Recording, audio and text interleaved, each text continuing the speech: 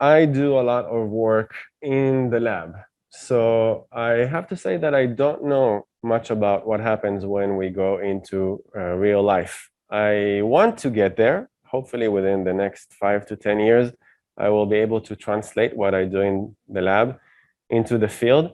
But there are quite a few people who are experts about what's happening in the field. And I want to introduce some of them to you. There's all sorts of things about interventions in the field. Some of them seem more solid to me than others, and I'm going to present some of these things to you. In almost every one of the things that I will introduce, I will try to show you what it is that I learned when I studied in the business school and in psychology, judgment, decision making, and then I will show you some of the more recent findings.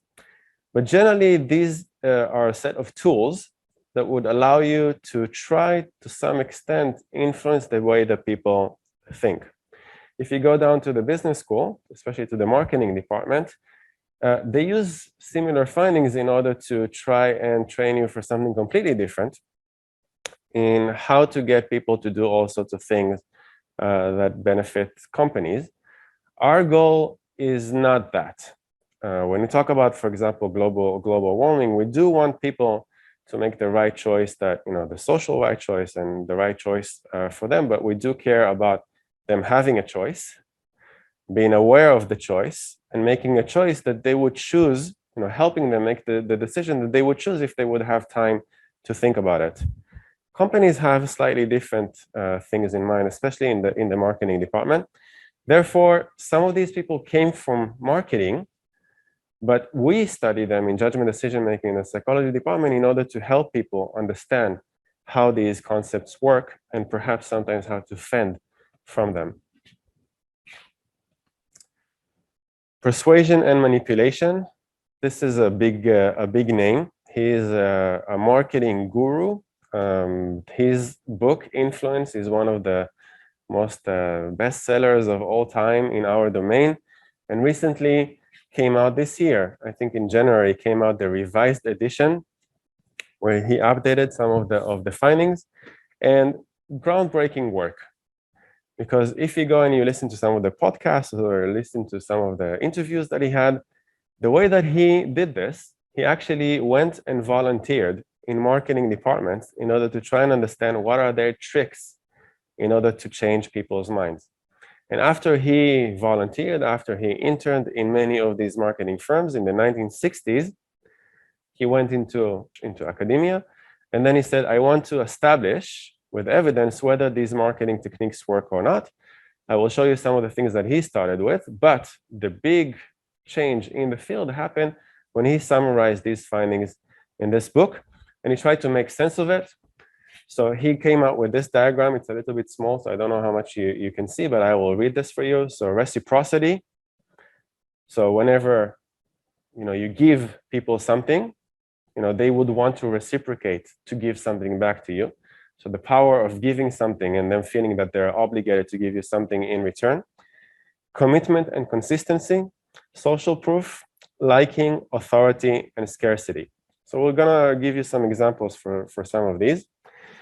So we have the foot in the door in the face is slightly different. Lowballing, that's not all creating similarity. As you can see, Saldini is famous for at least two of those, the lowballing and the door in the face. So he's the one who actually went and conducted and published the papers on those. And you can see that some of the classics are from 1960s, 1970s. So we'll start with the foot in the door. It's very similar to what it is that you said. I'm gonna run just like one example. We don't need the whole 5 minutes for this. In order to have somebody who is very eloquent give you the study actually that was conducted in order to study foot in the door. Have you ever been to the mall or shop in much larger favor later on? Okay, good. So that's the classic demonstration from the 1960s. Since then, many people have tried to repeat this again and again, and it seems like perhaps the effect is not as large as before, but it does seem like there's something in there. So for example, will you help me shop for cake ingredients? Sure. And then 10 minutes later, will you help me bake the cake? I want to discuss some of the evidence. This is, I was trying to see 40 and 50 years later, can we still find support for this? So what do we know about replications? And for a very long time, we didn't have replications, but thankfully, in the last decade, we started to do more and more of this replication. So at the beginning, the only thing that we had is from the 1960s. The results reveal, so this is using some archival data. The results reveal that while in 2003, the foot in the door strategy was effective in the Ukraine and ineffective in Poland, in 2013, the effect was insignificant in both the Ukraine and in Poland. So at the very least, we need to look at, is this like an American thing, or does it work in other cultures? And even if it works in other cultures, like for example, if it works effectively in the Ukraine in the year 2003, we need to run replications again and again in order to see over time, does this decline or not? So it's important to start and look at some of the moderators. Some people took this to completely different directions. So they wanted to know, is this something that's universal for all animals, or is this something that only humans do? So I was very surprised to see this in animal cognition. Instead of foot in the door, it's called claw in the door. And they actually showed that pigeons have the tendency to do foot in the door. So I don't think they've been harassed by a lot of marketers. So maybe that's why it's still working very well. But it seems like we can apply all sorts of marketing techniques universally across all different animals, even with pigeons. So some mixed findings over here. How about door in the face? Yeah, very good. So start with a very big request, and then people are like, no way I'm going to do this. And they say, okay, you don't want to do this, but how about this small thing? And then to see the compliance. How would you compare this to the previous one? What do you think seems more effective? Very good. So I think there's something concrete in your intuitions. So I'm just going to run for 49 seconds, just the video, so we can all align to what exactly is the door in the face. Check this out. In 1975, researcher Robert Cialdini did a groundbreaking psychological experiment.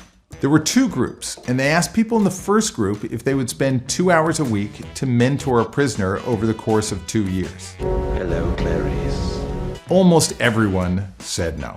But then they downgraded their request and asked them if they would simply walk some kids around the zoo for the afternoon. For the second group, all they did was ask people to take kids to the zoo.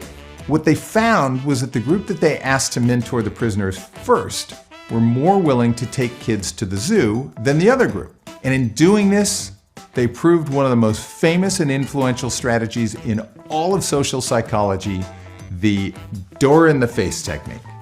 But yeah, it actually happens a lot in academic settings. I think generally the university, like there's so many emails coming from the university with requests that I almost automatically like ignore them. And at the beginning, especially with young faculty, and I see this with some of the suffering young faculty that join us in the last 2 years, there's just like these insane requests that make absolutely no sense about, can you do this and can you do that? And generally, it's very difficult for a young faculty that just joined the university to say no. And even if you somehow muster the courage to say no to, let's say, the dean or the head, then they say, okay, you can't do this, but at the very least, do this. And then you can, just like you say, you can't say no twice. Yeah, so that's something that I've learned to do. It took me about 3 years to kind of be able to do this well. But it's a very common technique, especially by admins when they communicate with academics. But I've seen this used also with all sorts of other things in education.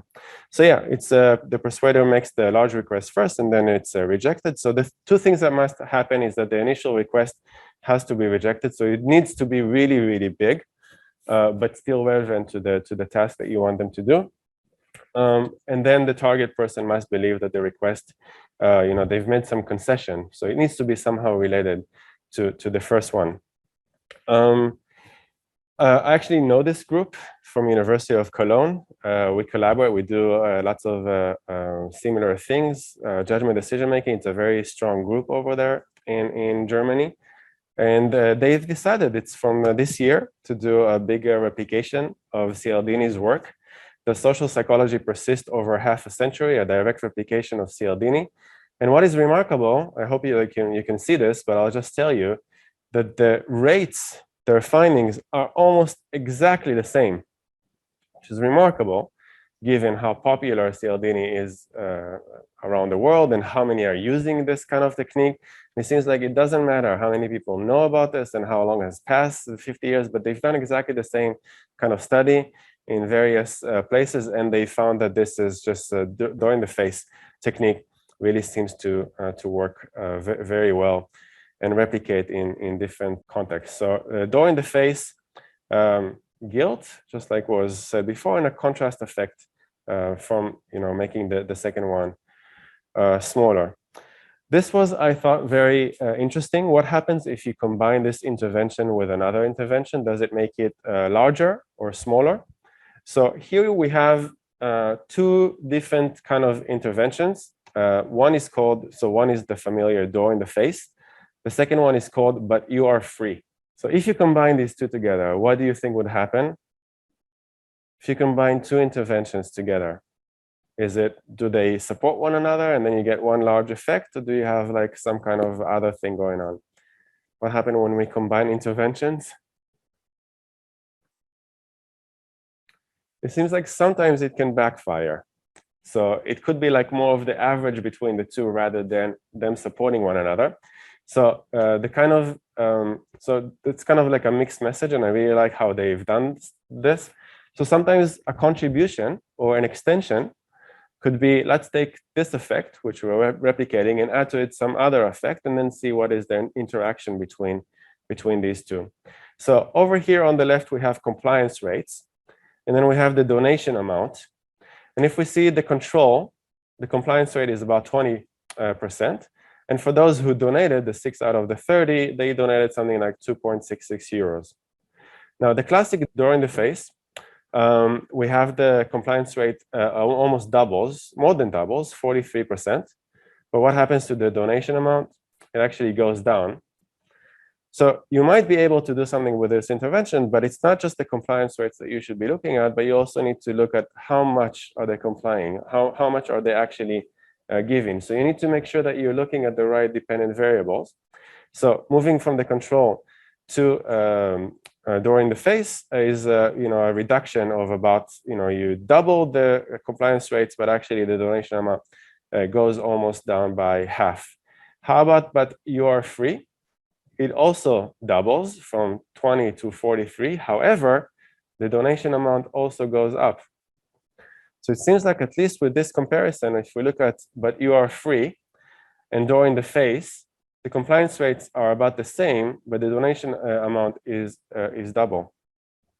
So always good to run both of these together, randomized control trial, to see on the same kind of population randomly assigned to one of those to see what is compliance. However, what happens if you combine them?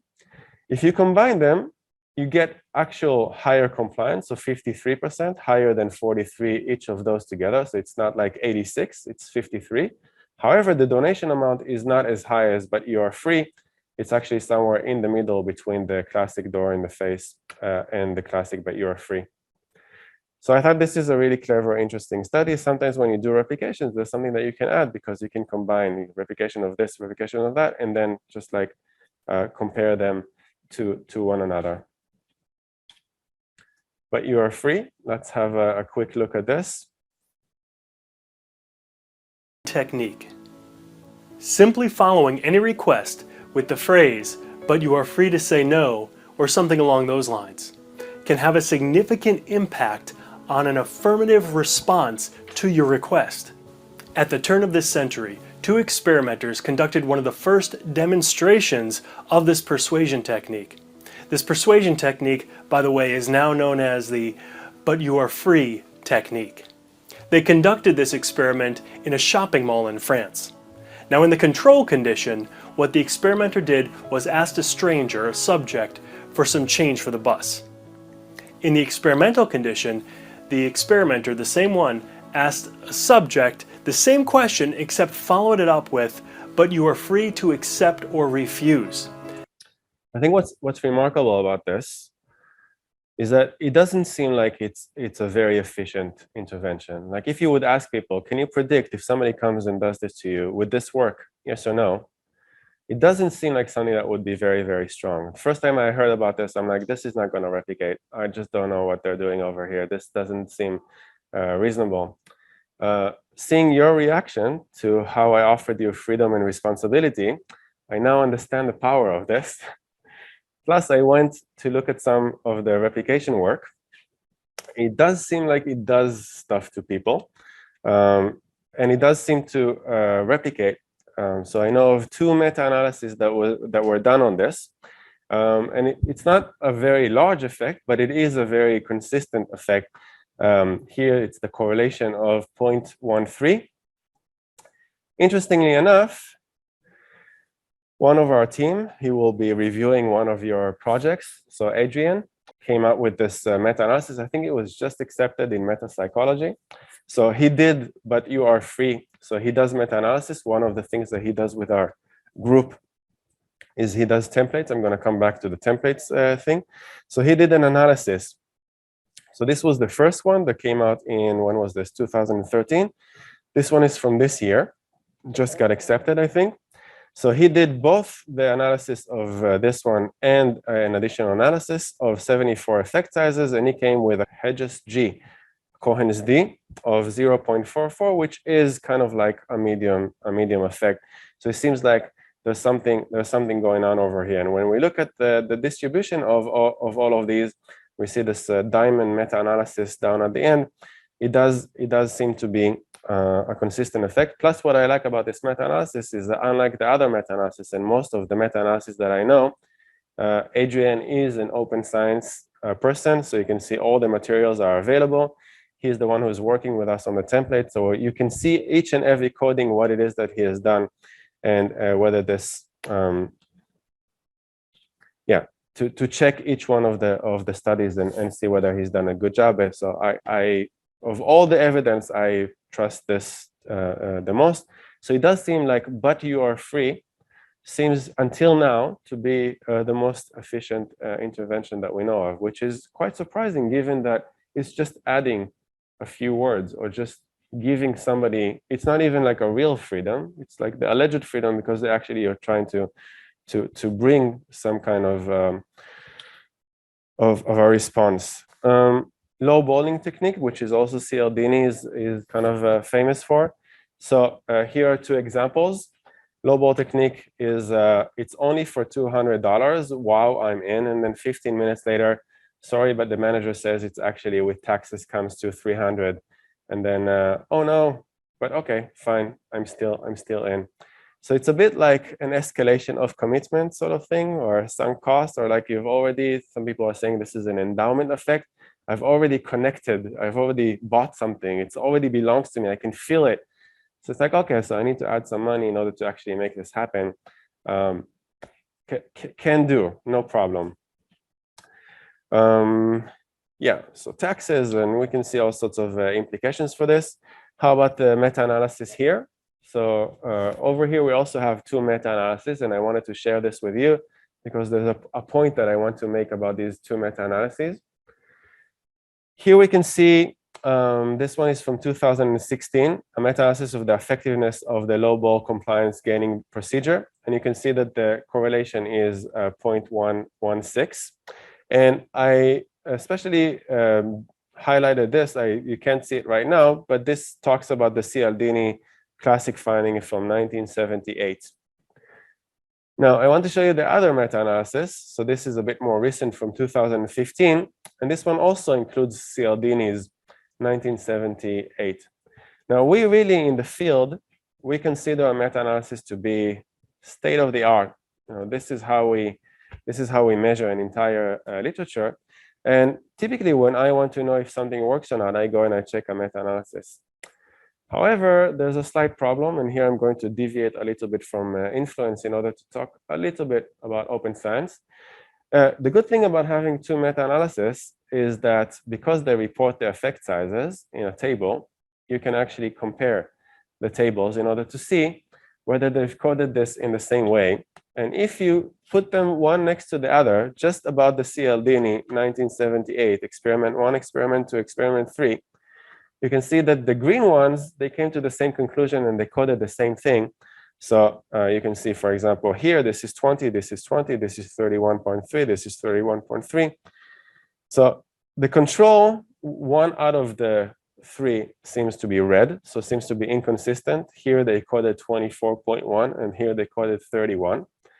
And if we look at the low-ball conditions, 2 out of the 3 seem to be misaligned. So 2 different meta-analyses coded the effect in 2 different ways.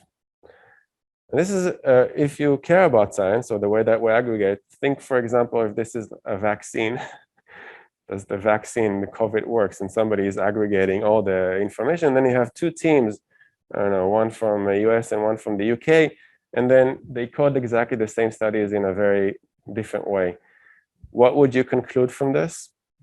How to make sense of this? What's your takeaway from this? Yeah, I think next week, when you do peer review, the 2 groups in the same team over the same target about the analysis of the effect size and the power analysis, I think perhaps you'll see that if you worked independently, sometimes you analyze the same kind of information in a very, very different way.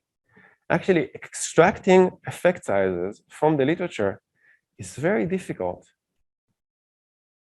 So lots of things that can go wrong. It could be that some person did a copy-paste wrong. It could be, like you said, that perhaps they're looking at the wrong place in the correlation table or in the table. So the problem here is we have no way of knowing why this happened. The reason why I'm asking you in your applications and extensions to do copy-paste of R code or G-power or whatever, so I can check, let's say, the 2 groups working in the same team arrive at a different conclusion. First of all, we know there's a misalignment. They check each other, they do peer review, so we know there's a problem. And then can come to a third party, allegedly an expert, to come, can you please tell us what is going on over here? And then we figure this out together. One of the reasons why in a meta-analysis we try to get inter-rater reliability is in order to prevent this kind of thing. Now, you think that this is perhaps a rare occurrence, and unfortunately, it's really not. This happens a lot. So I keep track of these things because I'm part of a group that cares about what we call meta science, and we code these kinds of things. So I'm going to give you some examples. There's lots of issues with meta-analysis. Somehow, now there's more and more pre-registrations of empirical research. However, nobody pre-registers a meta-analysis. Actually, our group is one of the only groups in psychology that's pre-registering a meta-analysis. If you look at the main journals, Personality and Social Psychology Review, who publish meta-analysis and systematic reviews, no pre-registrations. It's if pre-registrations never happen for meta-analysis. There's no documentation. Sometimes they don't even include a table with how they coded the effect sizes. And we don't know how they extracted the information, which is very, very frustrating because it means that we can't reproduce what's happening in meta-analysis. So what is supposed to be our best tool in order to summarize an entire literature is something that we really don't do very well, and we need to change. There is no transparency in a meta-analysis. And the worst thing is that perhaps you can say that if you run an experiment, you don't want to share the data because there's some issue with identification and you want to protect people's meta-analysis. It's based on published literature. Everything should be open and free. There's nothing proprietary about this.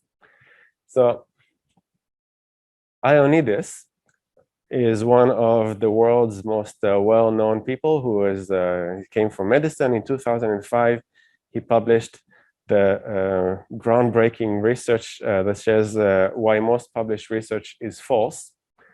And that started everything in the replication crisis and the science crisis and how we're trying to improve. And he's not even from psychology, he's from the medical sciences. So in 2005, he said this about published research in experimental stuff. But recently he came out with this. And the title here is The Mass Production of Redundant, Misleading, and Conflicted Systematic Reviews and Meta-Analysis. And basically what he's saying, and he's showing some results about this, is that a lot of the meta-analysis in the literature have some major flaws in them. Here he's showing that his estimation is that only 3% of meta-analysis are distant and clinically useful. And he's showing all sorts of things about why this is happening. And also this really interesting graph. So perhaps if you're doing a thesis or whatever it is that you'll do in the industry, let's say you're in the industry and you want to know what works. Let's go and look at the meta-analysis. People understood that a meta-analysis is a good way to get published. A lot of people want to publish in the high impact factor. So you can see the growth of meta-analysis in the literature. Sometimes we have more meta-analysis than we have actual studies that the meta-analysis is summarizing. This is how bad things were. So people are really gaming the system when it comes to publishing. If you want at some point later to either attend my course or look at any other course about open science where we discuss some of these things. Here's an example from 2012 about researchers of opposite sides. Two different pharmaceutical companies and people who are doing lab studies can look at exactly the same data and come to completely different conclusions. So they reviewed the 54 meta-analysis in Psychological Bulletin, one of our top journals in psychology, Perspective Psychological Science, and showed that they didn't even follow like the basic list of transparency on how to report things and how to list the individual effect sizes. And this is a team that I know quite well. In open science, so I discuss quite a lot about these people. Some of them are our collaborators. So Farid over here actually worked with HKU students and helped us publish one of your projects.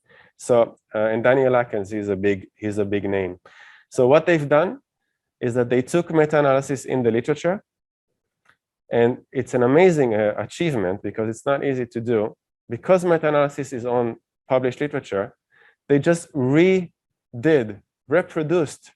recalculated everything from the meta-analysis. They looked up the study, they went to the study, they extracted this in order to try and see, did the meta-analysis do this correctly or not? And what they found was shocking, because only 50% of the data was available for most of the meta-analysis, even the ones from the recent years. Of those, only 50% of the effect sizes seemed to be correctly calculated. In many places, it was even, they found a positive effect and it was supposed to be a negative effect. They just forgot the minus. So to read this preprint on meta-analysis is really, really shocking, which is why I'm just going to, because we haven't discussed a lot of open science, I'm taking this 10 minutes in order to promote open science to you and explain why we're doing pre-registrations and register reports and open science, because this is a real problem. And this is happening on our top journals in the best, meta-analysis is supposed to be the best kind of evidence that we have, but it's a big problem and we're trying to change this. What you're doing in this course is changing this because we are doing register reports. We're writing pre-registrations before data collection. We're opening everything up, sharing our data, our code, and all of that. This is the science evidence pyramid. I took this from Chris Chambers. He published this pyramid as part of his trying to push the registered reports. So he invented registered reports in 2013, following some trends that are happening in medical sciences. And basically registered reports, which is what we're going to do, is that we do a pre-registration based on simulated data. We submit this to the journal, we get peer reviews. And only after we get in-principle acceptance, where the editor and the reviewers agree that we've done a good job in planning everything, only then we proceed to the actual data collection. And then whatever happens, whatever the findings are, is going to get published, positive, negative, p-value higher or lower than 0.05. It gets published, and everything has to be shared, transparent, and publicly available for everybody.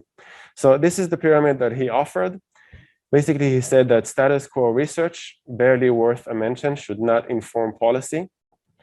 If there's a bit of open science, it's exploratory open science, so you shared your data set, that's a little bit better. If you did confirmatory open science, like you pre-registered your hypothesis, that's even better. So first you explore, you found something that's terrific, you repeat this again with a replication and confirmatory hypotheses. That's already a little bit relevant to policymakers, but beware of publication bias. And the gold standard should be a registered report. Now we're hoping in the open science community, people who are working with Chris Chambers and with us, that in a decade, we'll have meta-analyses of registered reports rather than meta-analysis of whatever kind of data. So Chris Chambers stopped here, and I added 2 more. I want meta-analyses to be registered reports as well. So we need to also do pre-registrations for meta-analysis. And the ideal, hopefully in a decade or 2, once you're professors in academia, or is that we have, rather than people trying to code and extract and all the mistakes and the problems that are in there, that we have scientific papers that automatically export all the effect sizes, and then we automatically take and combine those in order to give you up to date every time. You don't need a person to go and code everything, but let's say with a vaccine or everything that's happening with COVID, that automatically every data set that comes in exports the metadata directly into a continuously updated meta-analysis, which is based on a register report. Just 2 weeks ago, so this is the October 20th, Adrian, which is the person who did But You Are Free meta-analysis, actually presented our templates. So he goes around and gives workshops on how to conduct meta-analysis. The reason why I'm telling you this is because if you're planning to do a thesis and you think that meta-analysis is going to be one of the procedures, or later in life, you think that meta-analysis might become relevant for you, then we have templates for you. Just like we have templates for replications and extensions, just like we have guides, we also have a bunch of things for meta-analysis. So you can come work with us, take our templates on how to do things transparently, how to do a pre-registration for a meta-analysis, plus in a month or 2 presenting this. So a little bit of a divergence, just to tell you a little bit about what's happening with meta-analysis. So I've been presenting a lot of meta-analysis to you. It seems like with other things, I really care about replications, but I said meta-analysis as if it's the golden standard, but I also want you to take away that even with meta-analysis, we need to be very, very careful. There's lots of room for us to improve and change and do better. And actually, everybody, Adrian is a PhD student. He started this. I got to know him when I gave a workshop on this in Paris. He was just a master's student. A lot of the people who are changing the field are actually undergraduates and master's students. So the senior ones are very happy to publish in Psychological Bulletin just the way things are. We're not happy with the way things are in meta-analysis, and the change is coming from students. We're not doing a meta-analysis in this course. Perhaps the next year I'll try some meta-analysis with the students, but they will be free not to do the meta-analysis. Yeah, the Center of Decision Sciences in the University of Chicago does some amazing talks. So he gave a talk over there. Yeah, he won the Nobel Prize in 2017, so not too long ago. And we consider him to be the 2nd or the 3rd, depending on how you look at this, behavioral economist, even though he is a real economist. Daniel Kahneman is a psychologist. But if you want to hear about his story of how he met Tversky and Kahneman, then Michael Lewis wrote this wonderful book about them, and he features over there. If you want to hear this from him, you can read his book, Misbehaving. So he was not liked by economists. Economists in the University of Chicago, I don't know if you're aware, but it's a department with a lot of Nobel Prize winners. And he was always considered to be the outlier. And he conversed with psychologists, which is something unforgivable in economics department. So he really liked, he documented deviations from the rational Homo economicus model, just like we did in the first few sessions. And when he found out about Tversky and Kahneman, he really liked it. So he teamed up with them, and they had a bunch of papers come out together. He's very influential. You can see kind of like his impact. Many of the things that he talks about come from his own personal experience. And his most famous book, perhaps, is Nudge, which just came out, the revised, he calls this the final version of Nudge, because he wants to nudge himself to never have to go through this again. And you can see that, I don't know why, but one of the most famous things from Nudge is this, well, I don't know if the girls here will know about this, but guys have some issues with urinals. Sometimes they don't aim very well, so there's like a little pool next to urinals. So somebody came up with this nudge where there's a fly so that guys will know where to aim. And this is given as the #1 example in the Nobel Prize winning nudge book about how to do nudges. You add a fly that helps people to aim. So I'm gonna let Richard talk about this for a bit to explain what nudge is.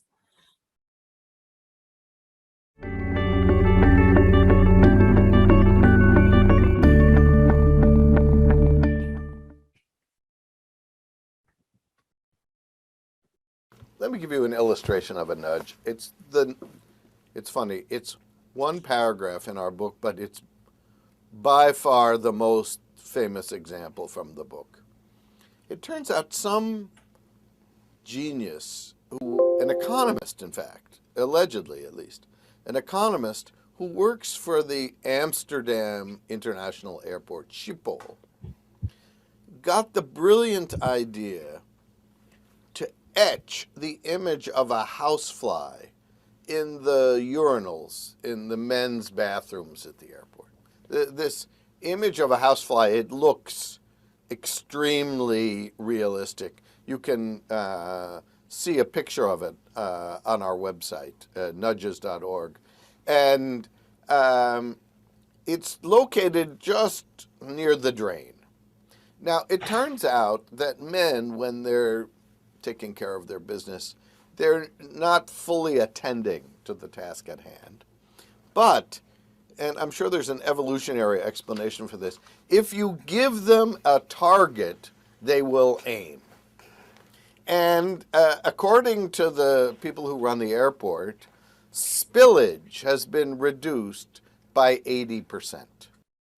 Now, this is about judgment decision making and open science. So there's a point for me showing you this, because I want to share with you, when somebody asks a Nobel Prize winner, what is your work about? And this is their answer. What should we think? What's your impressions of this? When I saw this, I was just like, what is going on here? Do you have some questions? I have a million questions. And this is the best example that we have of the Nobel Prize winning nudge concept. This is to me very, very surprising. So I wanted to ask them, so Cass Sunstein and Richard Thaler, can you please explain to me, people always think of that story, but is this empirically tested and replicated in some scholarly work? So this was like in 2018, and then a science writer wrote, I've searched this in the past without success. This suggests that there might be some ethics issues with such studies. And I was thinking perhaps we should replicate this, but who is going to run this at the university, and who's going to measure the pool of around the urinals? It's complicated. And then I answered, yeah, I don't think there was anything done of that. Should be the centerpiece of explaining nudge to laypersons. So this is really, when you ask about nudge, this is the kind of example that you give to people. So I was just very disappointed with this. I agree with you. It certainly speaks to the imagination, but it's baffling that the informal findings rather than scientific research is so prominent. To my great surprise about the talk from last week, he talked about it. So he did not reply to my Twitter. I'm just a nobody. So I thought this is going to go ignored. But to my great surprise, there's an update. And this is what he had to say about this. This is a urinal from the Amsterdam International Airport. And some genius etched the image of a housefly. And they report, we've been unable to get the data. So we've been unable to get the data. Even more surprising, because he pushed back on the need for replication. So this may not replicate, but they claim spillage has been reduced by 80%. So he added unverified effectiveness. He talks about this maybe not replicating. You had the chance because you just revised the book and you're giving a talk yet again about this. What are you doing? What is going on over here? So still, this is the centerpiece of nudge. I'm very, very confused by this whole thing.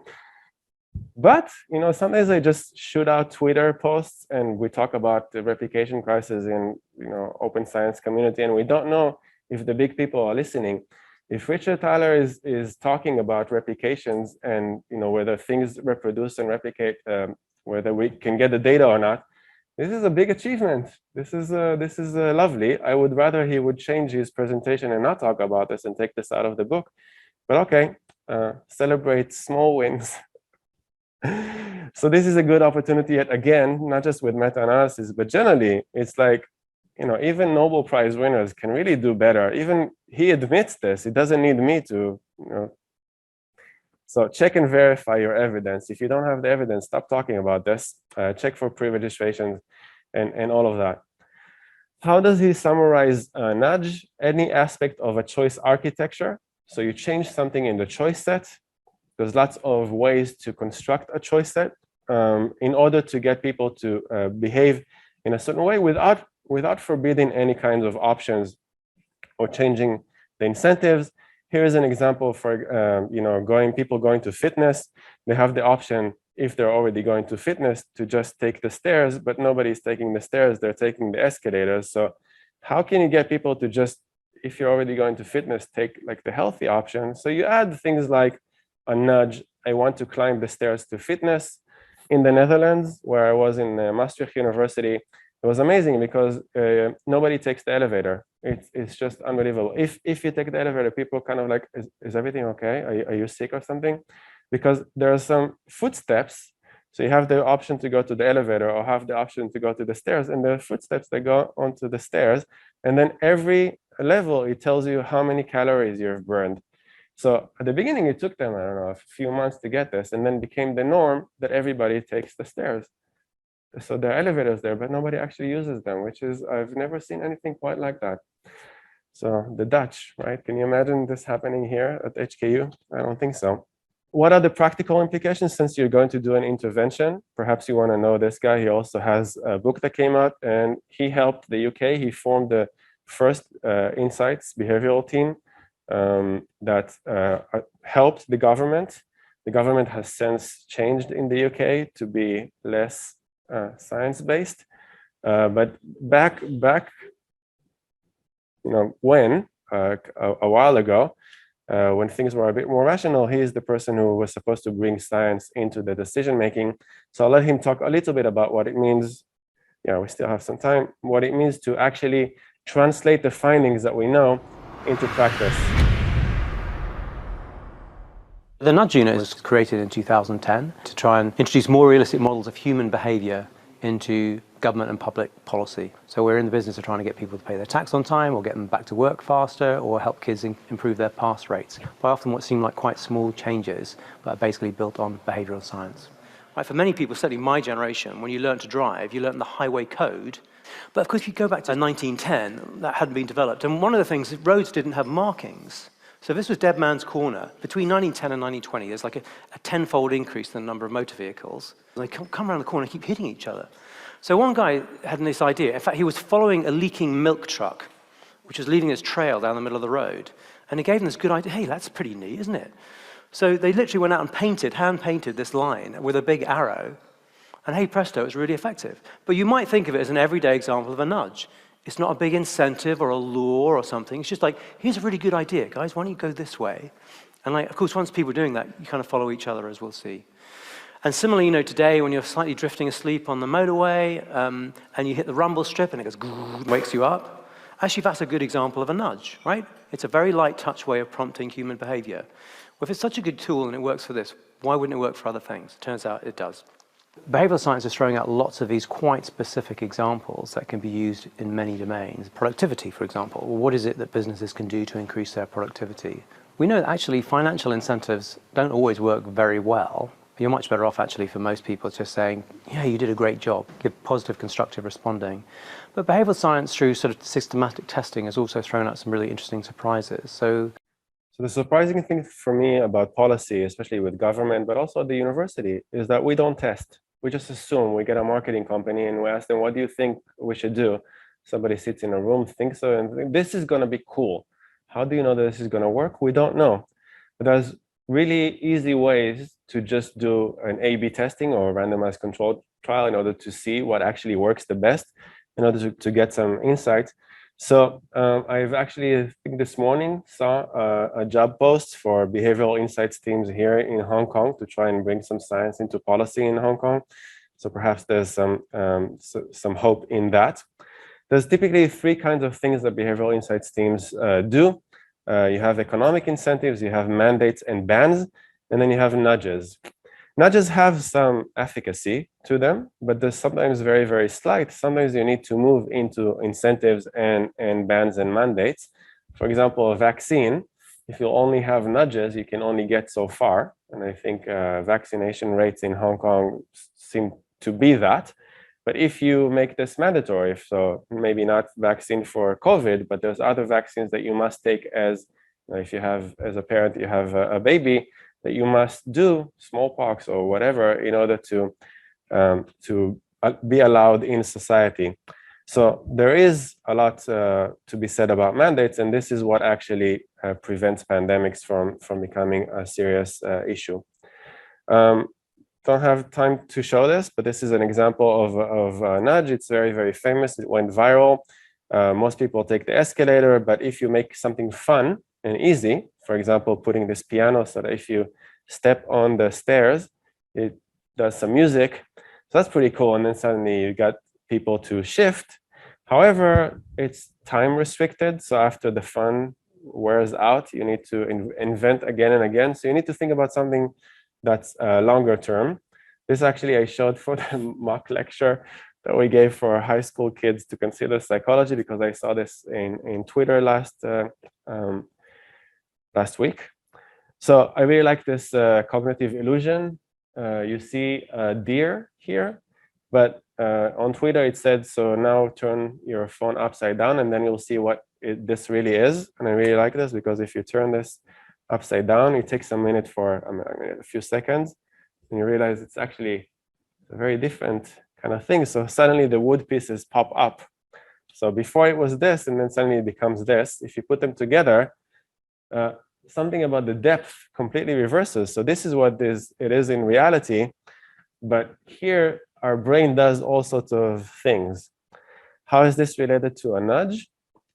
We can do some stuff with illusions also to nudge people. So here, for example, in Northern Europe, there's a problem with the street where people speed a lot. So they took the regular cross path with a little bit, you can see the old one over here on the left.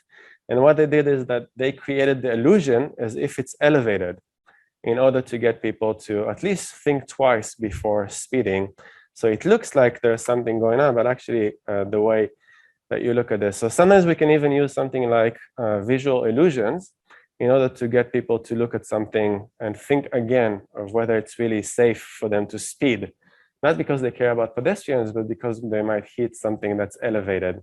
So it's really interesting to look at this. There's also a video here if you want to have a look at how they constructed this. But something as easy as adding a little bit of a shadow before the crosswalk, can get people to reduce the speed by a lot. So even if you've seen this many times, so here, even if you've seen, you know that this is actually this, you can't turn this off. So even if you're aware of this being an illusion, your mind always gets you to think twice about this. So this is more sustainable than, say, this kind of fun. So that's just another example of stuff that people do. Public pledges is something that works very well. If you've publicly pledged, for example, I said that I'm an open science advocate. So what happens if I don't do open science now? I'm going to pay a big price because he's not a reliable guy. Can't trust anything that he says. So if we make a public pledge to do something, that is a very strong signal that we might actually do this. And there's lots of indications that this seems to be a very, very powerful nudge. I'm now in the process while I'm hiking around Hong Kong to try and get through this book. So Johnson is the father of the default effect, which we've discussed many times. And he discusses a lot of really interesting things. So for example, this is a meta-analysis that he did about the efficacy of default effects. This is a very, very large effect size compared to many other nudges that we have. So we're talking about a Cohen's d of 0.68. So he discusses this in the book. And we've actually, I discussed this before with you, I think 2 or 3 weeks ago, that we did a replication. You've assessed some of that, the peer review some of that. So we did a replication of these 2 studies. And in this study, the science paper that came out in 2003 was this very famous diagram about where you have opt-in and opt-out about organ donations. And I've always considered this to be the mecca of nudging and default effects. So I was just like very surprised. How come, just changing it to opt-out gets people to move from, let's say, in Denmark, 5% to Austria, almost 100%. So this was considered to be the evidence. The default effect is the strongest nudge ever, and it always, does remarkable things like getting people to donate. However, when we started doing replications, there was an effect. We replicated the science paper from 2003, but it was a much weaker effect. It doesn't seem to be this kind of reversal. So I was really curious about this. And once again, I asked on Twitter, can you please tell me what's going on with the default? But then, to my great surprise, last week, this is what Richard was saying. Now, most of you are young. Imagine what inference your parents would take from your failure to fill in some form. So just people going along with the default, does that really say something about your preference? Is this what you're actually going to do? Is this what happens in practice? So the answer is? Probably none. And that would probably be accurate, right? Our failures of omission are not very telling about our underlying preferences. Well, does presumed consent save lives? No. To me, this is a big shock. What do you mean? I just read or listened to an audiobook in my hike that Johnson was saying the default effect is what's going to get people to donate more. Why isn't that graph what we should be looking at?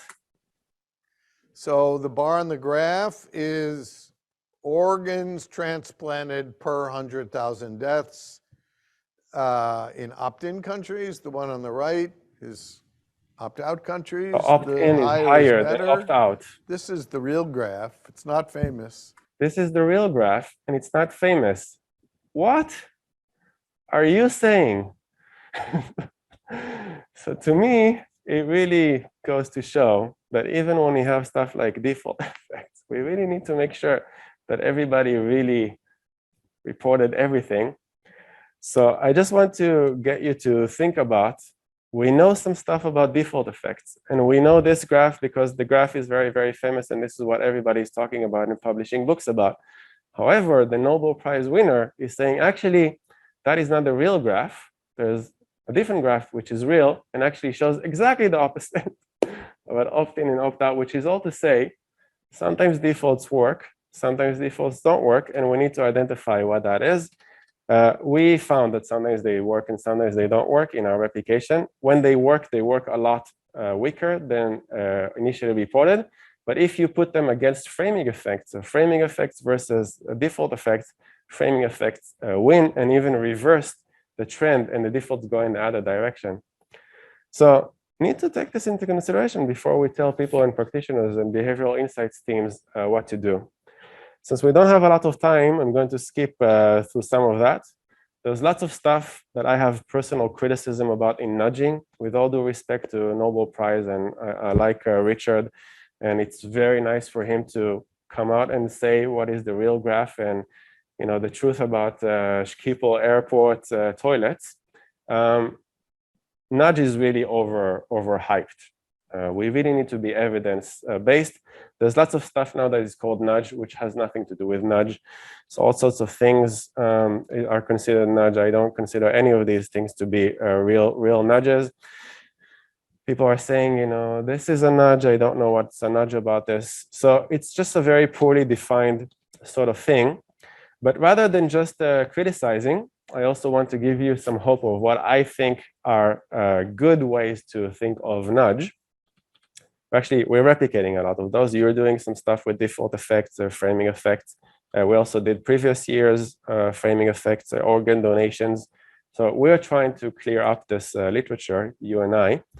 There's some criticism over the nudge, so I'm going to put nudge aside, and in the last 2 minutes, just going to introduce you to Katy Milkman, who I really appreciate. She has a wonderful podcast called Choiceology, and she recently, in the last year, came out with the book. Seems like a pandemic year is getting people to write a lot of books. How to change. So there's a way, and I think this is a lot more effective when instead of talking about society level, getting people to donate organs, is that how you can nudge yourself in order to do better. If you want to change something about your own behavior, how to best do this. Let's say you want to exercise more or eat less unhealthy things, how to best do this. Strongly recommend the podcast. Every podcast session is very well done with interviews of the people who conducted the research, plus all sorts of interesting case studies. She is very famous, and she includes this in the book, about the fresh start effect.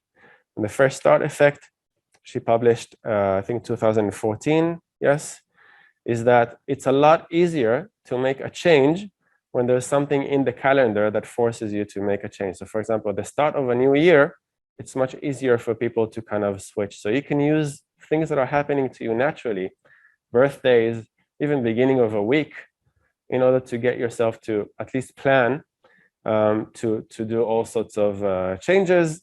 She shows actual evidence about both planning and implementation. Not everything that we plan, a lot of people plan to start going to the gym at the beginning of a new year, and not everybody actually implements this, but it's much more likely to work if you align this with the beginning of a year. So strongly recommended with Katy, and with her we're going to end the issue of influence, manipulation, intervention, and nudge. Hopefully this will give you some ideas for your third task on how we can use some of these things, what are things that we should be looking at when you look at the literature, and when you plan your nudges, plan this on things that seem to work well, that are recently replicated, that have open science. If it's a meta-analysis, should be done by people like Adrian that completely share and document everything that they do. But it's a real challenge. Aside from replications, how do we actually decide what works and what doesn't work, both for the society and for ourselves? So hopefully all the tasks in this course, plus the kind of very different flavor of the classes, will give you an idea of how to assess whether something is worth implementing or not, which will also help you, hopefully, when you go to the industry or academia. If there's anything that you want to discuss about this, or more broadly in the course, I'm available on Slack. Good luck with part 2, and I'll see you next week.